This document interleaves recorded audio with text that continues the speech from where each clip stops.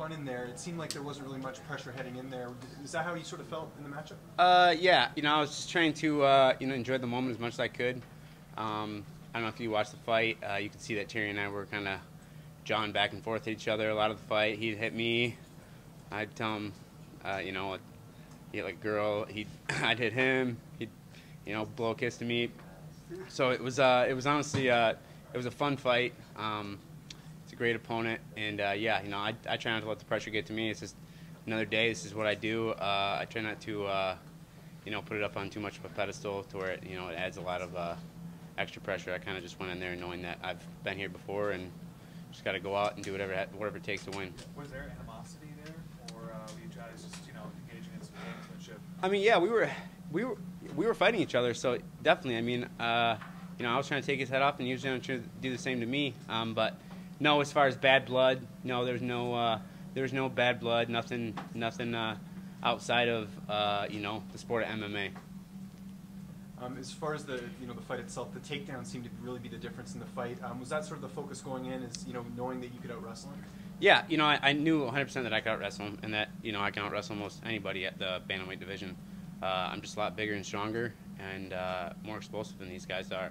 So pretty much anybody at 135 pounds I can take from their feet to their head in a second flat. And that's going to be the case a lot of these next UFC fights for me. Anytime I get in trouble on my feet, I always have that option. If I hit you, you're gonna fall. So yeah, and that was a little bit of the game plan. I'd like to have been on my feet more and hit a little bit more, but for whatever reason, every time the guy, he was really long. I was reaching for him, I wasn't hitting him, and then I could see he was getting ready to wind up on a combination, and the takedown was just always there. So I took what was there and did what I had to do to win. You actually outstruck him at a higher percentage. You had 8 of 12 successful takedowns.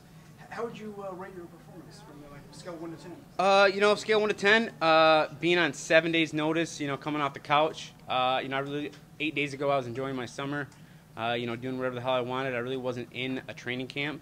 I'm always in shape. I'm always, going to the gym, but it's a lot different. When you're getting ready for a fight, you're focused. I mean, there's like a tunnel vision. All you're doing is training.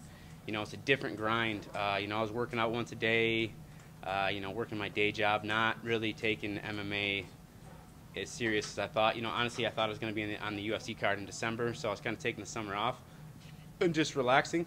So, my performance, I would say I would give myself a 7 or an 8, being that it was on, 8 days' notice. I was actually talking to Sean Shelby in between rounds. I was on the bench, I turned and looked at him, I was like, come on. 7 days, Sean. I'm 14-1. Can't you give me 8 weeks? And he laughed. I laughed. And after the fight again, I said 8 weeks. Next time, 8 weeks. I said, promise me right now, 8 weeks. And he's like, okay, 8 weeks. And so hopefully, I'm gonna get 8 weeks next time, and then, we can have this conversation again. And I think that my performance would be a 10. Who do you want to welcome you to the bantamweight division in the UFC? Who would you like to fight? Ooh, anybody. I don't care. Anybody. I'll fight anybody. Ideally, for me, coming into the UFC, it was like I was either going to fight a guy like Terry Ware, who was also making his debut, or I was going to fight a guy that's in the top 10. You know what I mean? Those are the two things that in my head I really wanted to do, and I did get one of them. I did get another debut guy in Terry Ware, and I'm really happy that I got this opportunity.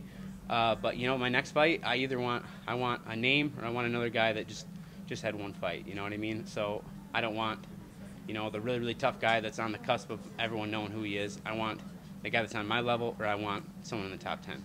Cody, you said a minute ago that you have a part-time job, or a day job even. What is that? So I work for a family restoration business, and in the summertime we're always really busy.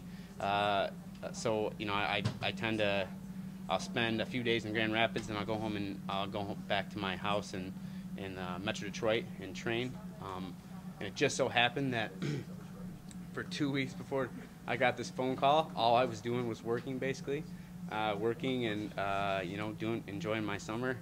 And then of course I'm on the job, and then my manager calls me and says, "Hey, you're fighting in the UFC next weekend." I was like, "Oh shit, are you serious? Okay, all right, well, I'll start doing medicals right now. I'm headed to the gym."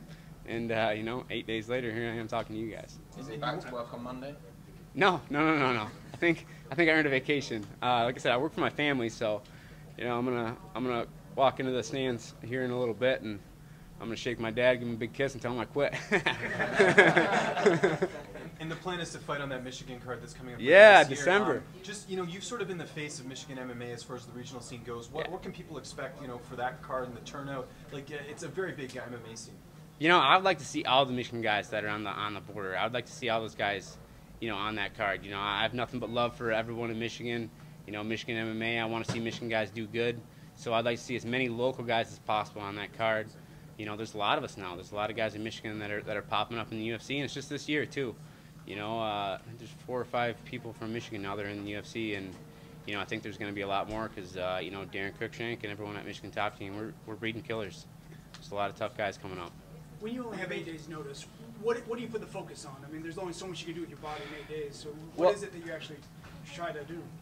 I mean, mainly it was just I was just focusing on sharpening up the tools I already know I have. You know what I mean? I wasn't like in 8 days I was gonna dissect everything Tyrion Weir does and come up with this new freaky style of fighting and you know, go out there and implement it in the cage 8 days later. You know, I fought in April 29th, so it was basically just, you know, build from, you know, what I already know I can do and what I do well, and practice those things for the next 8 days, you know, consistently every day, make sure my weight's good, and go out there, have fun, and beat someone up.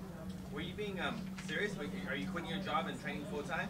You know, I basically already do train full-time, but it just so happened that before I got this phone call, I was working a lot more than I was training. There was just a couple of jobs that were really big and had to get completed, and I was helping a lot more. But I pretty much do train full-time. I would say I train 10 out of 12 months full-time, and work full-time 2 months of the year. So my situation has already been like ideal for, you know, training for MMA. So like when I tell my dad I quit, I mean, I've told him it before too. So.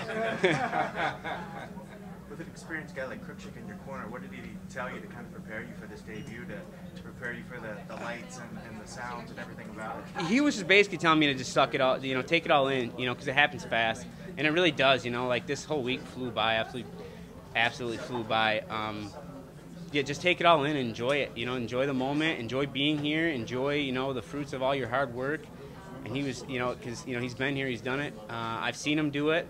You know, and I've seen, you know, how fast everything happens and how fast, you know, you can climb and fall in this sport. So really, you just gotta, you know, you gotta get with the people that you really care about, the core people that have been there from the beginning, and, you know, celebrate and enjoy this with them. You know, try not to get too high or low, and just keep getting better and hopefully keep climbing that ladder.